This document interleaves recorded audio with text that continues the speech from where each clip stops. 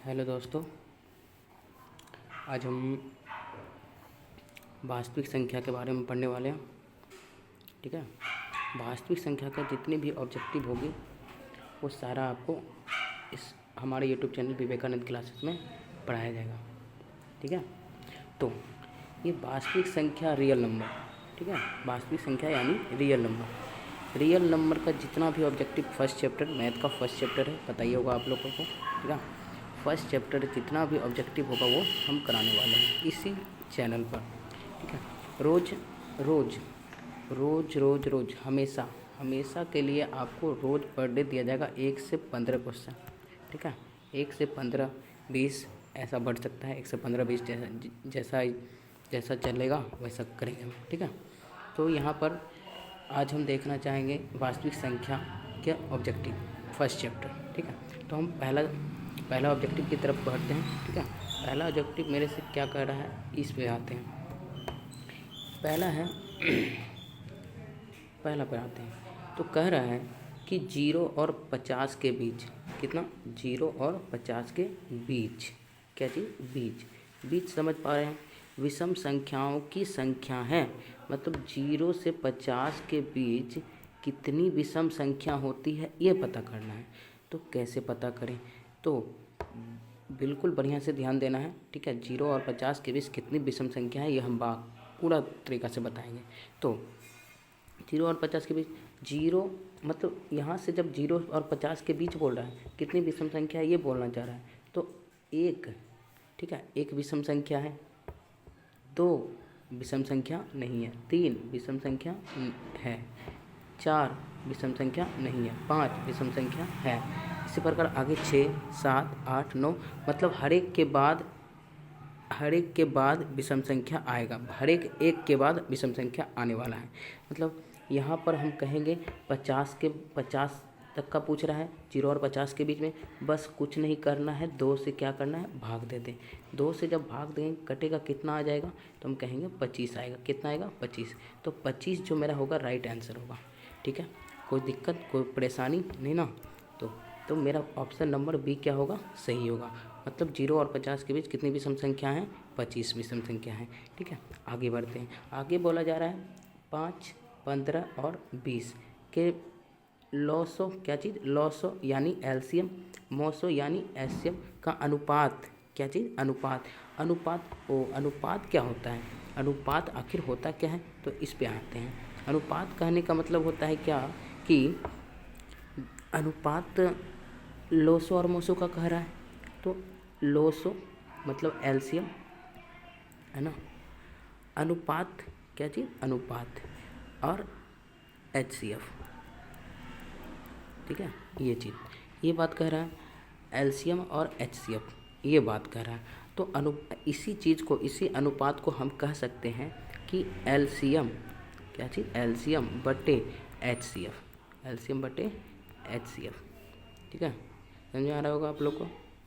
तो देखो अब यहाँ पर क्या होने वाला है, एलसीएम बटे एचसीएफ होता है। अच्छा, अनुपात का मतलब एलसीएम बटे एचसीएफ, वो अनुपात ही मेरा जो है बन जाता है बटे, अनुपात ही बन जाता है बटे।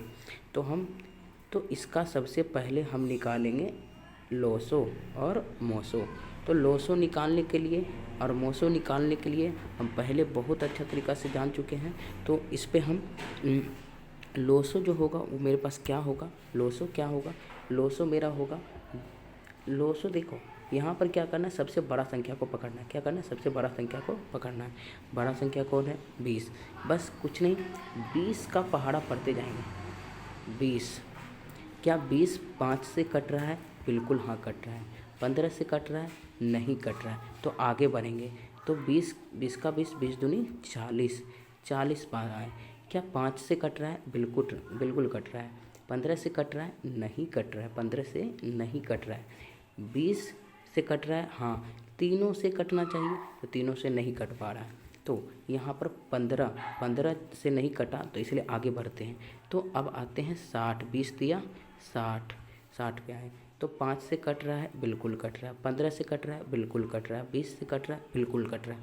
तो मेरा जो एलसीएम जो है, क्या चीज़, एलसीएम जो है ये मेरा आ चुका है, एलसीएम आ चुका है। ठीक है, एलसीएम मेरे पास यहाँ पता चल चुका है कि एलसीएम क्या होगा 60। अब मोसो क्या होगा, मोसो को पकड़ना है, छोटी संख्या को पकड़ना है। किसको पकड़ना है, छोटी संख्या। ठीक है, अब इस छोटी संख्या से इसको भाग दे करके देखते हैं, कटता है, ये भी कट जाता है, तो ये क्या होगा, एलसीएम क्या है, एचसीएफ क्या हो जाएगा, एचसीएफ जो मेरे पास हो जाएगा वो क्या हो जाएगा, 5 हो जाएगा। कितना हो जाएगा, 5। तो ओ लोसो और मोसो का अनुपात ओ, तो 60/5। 60/5 इसे जब कटेगा, ये जब कटने वाला है तो ये जब कट करके 12 पंचे 60 हो जाएगा, और ये एक बार में कटेगा तो 12/1। 12/1 कहने का मतलब 12:1। तो 12:1 जो है वो मेरा कौन है, ये। ठीक है, थोड़ा थोड़ा रेफरी भी आप लोग भी करते जाएं साथ साथ। ठीक है, तो बहुत अच्छा से समझ में आनेगा। ठीक है, चलिए आगे आते हैं। तीसरा क्वेश्चन क्या कर रहा है, तो ज़रा सा हम इसको छोटा कर लेते हैं।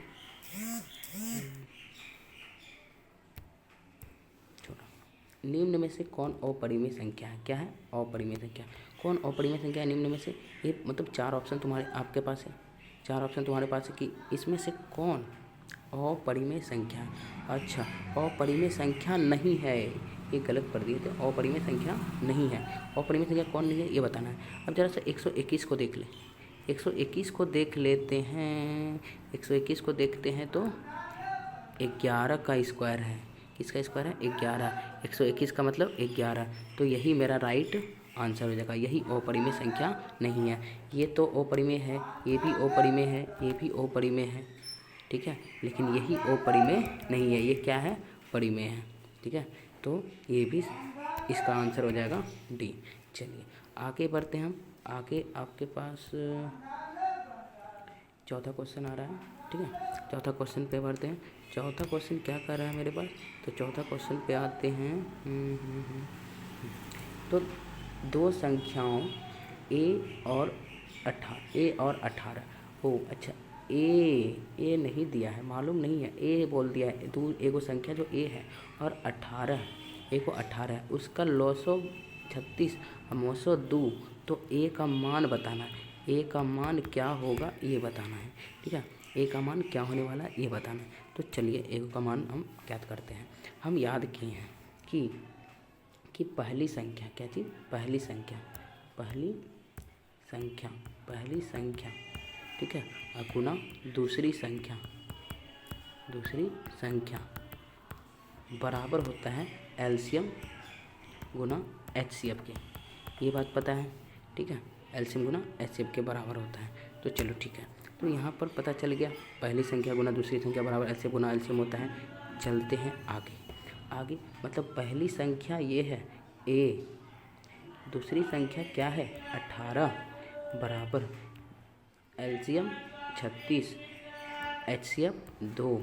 अब क्या करते हैं, ए का मान बोल रहा है ना, ये 18 से ये 36 को काट दो, 18 दूनी 36, तो ए बराबर मेरे पास पता चल जाएगा 4। ए का मान क्या आ गया, 4 आ गया, तो सी मेरा राइट आंसर होगा। ठीक है, सी मेरा राइट आंसर होगा। ठीक है, बात समझ में आ रहा होगा तुम लोग को। चलिए आगे बढ़ते हैं। आगे मेरा कौन सा सवाल रहा, 5वां नंबर जरा देखते हैं। 5वां नंबर में क्या कह रहा है, यदि p तथा q दो अभाज्य संख्याएं हैं तो उनका मोसो क्या होगा। अभाज्य संख्या क्या चीज़, p और q अभाज्य संख्या है, क्या है, अभाज्य संख्या है, तो इसका मोसो क्या होगा, मोसो क्या होगा। अच्छा, अभाज्य संख्या बोल रहा है, वो अभाज्य संख्या तो को 2 हो सकता है, अभाज्य संख्या तो 3 भी हो सकता है, वो तब 2 को अभाज्य संख्या बोला। यदि p और q मान लेते हैं, p मेरा क्या है 2, p मेरा क्या है 2, q मेरा क्या है 3, ये दोनों एक अभाज्य संख्या है, तो उनका मोसो क्या होगा, का मोसो निकाल लेंगे। का मोसो कैसे निकालेंगे ज़रा देखो, मोसो हम कैसे निकालने वाले हैं। मोसो 2 से हम भाग देंगे किसको, 3 को, तो कितना 1 है ना, एक बार में, तो ये ख़त्म, कितना 1, फिर यहाँ 2 आएगा, फिर 2 बार में लगेगा, फिर 1 ख़त्म, तो 1 मेरा क्या हो जाएगा, 1 ज़रा से बढ़िया से ध्यान देना, डी नंबर क्या होगा, राइट आंसर। कोई भी दिक्कत है तुम लोग को, कोई दिक्कत नहीं हो रहा होगा, ये हम समझ पा रहे होंगे। दिक्कत नहीं हो पा रहा होगा। छठा पे आते हैं सबसे छोटी अभाज्य संख्या और सबसे छोटी अभाज्य और सबसे छोटी भाज्य। ठीक है, सबसे छोटी अभाज्य और सबसे छोटी भाज्य संख्याओं का गुणनफल क्या होगा? सबसे छोटी भाज्य और सबसे छोटी अभाज्य संख्याओं का गुणनफल क्या होगा? ये आते हैं, ये कैसे तो यहाँ हम सबसे छोटी अभाज्य और सबसे छोटी भाज्य संख्या का गुणनफल। तो सबसे छोटी अभाज्य संख्या जो होता है आपके पास होता है सबसे छोटी भाज्य। थोड़ा सा हम इंक ले लेते हैं, चलिए। तो ये आगे तो सबसे छोटी अभाज्य मेरा सबसे छोटी अभाज्य जो होता है वो 2 होता है। ठीक है, और सबसे छोटी भाज्य जो होता है वो मेरा 4 होता है। और इसी दोनों का क्या बोल रहा है? गुणनफल यानी गुना। तो 4 दूनी 8 मेरा क्या होगा? राइट आंसर, मतलब ऑप्शन सी मेरा क्या होगा? सही। ठीक है, देख लीजिए ऑप्शन सी को बढ़िया से। तो ऑप्शन सी मेरा क्या होगा? 8 मेरा आंसर हो जाएगा। ठीक है, कोई परेशानी नहीं। चलिए आगे बढ़ते हैं। तो बात रहा निम्न में से कौन सी अभाज्य संख्या क्या होता है? जो एक और खुद से कटे, जो एक और खुद से कटेगा, याद रखना, जो एक और खुद से कटे वो अभाज्य संख्या है। तो अभाज्य संख्या पता चल गया कि जो एक और खुद से कटेगा वही अभाज्य संख्या होगा। 29 को जरा देखो, 1 से कटेगा और 29 से कटेगा और किसी से नहीं कटेगा। इस पे आते हैं, इस पे ज़रा सा गौर करते हैं। तो ये 1 से कटेगा, ये 5 से कटेगा, ये 25 से कटेगा। लो, ये तो बात नहीं। हम अभी जाने अभाज्य संख्या कैसे कहते हैं? एक और खुद से कटेगा, ये नहीं होगा, तो ये अभाज्य संख्या नहीं है। तो 16 1 से कटेगा, 2 से कटेगा, 4 से कटेगा, 8 से कटेगा, 16 से कटेगा, ये भी अभाज्य संख्या नहीं है। ये 1 से कटेगा, 3 से कटेगा, 5 से कटेगा, 15 से कटेगा, ये भी अभाज्य संख्या नहीं है। तो ये मेरा क्या होगा? Right answer. कोई परेशानी नहीं, कोई तकलीफ़ नहीं। चलिए आगे की ओर बढ़ते हैं।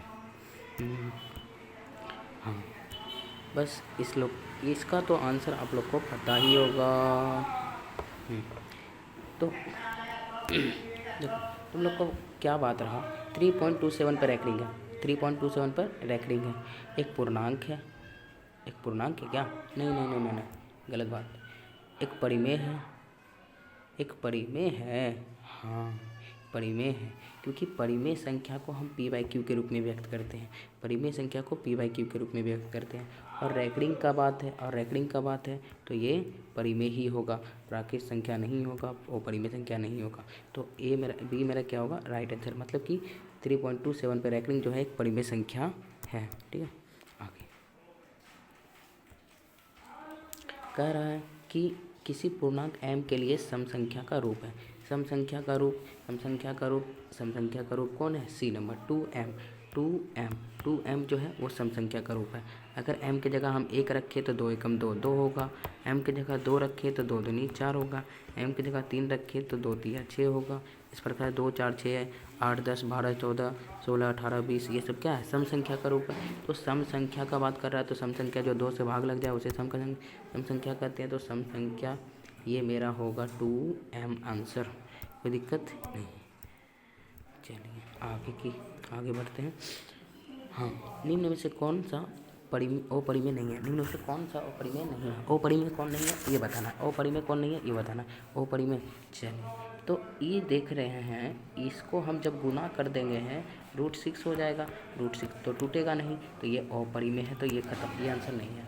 ठीक है, सॉरी, ये अपरिमेय है जो कि हमसे पूछ रहा है। अपरिमेय नहीं है, कौन नहीं है? ठीक है, और यहाँ भी देख रहे हैं ये भी अपरिमेय ही है, तो ये भी नहीं होगा, क्योंकि 21 7 21 35 7 5 35 नहीं होने वाला।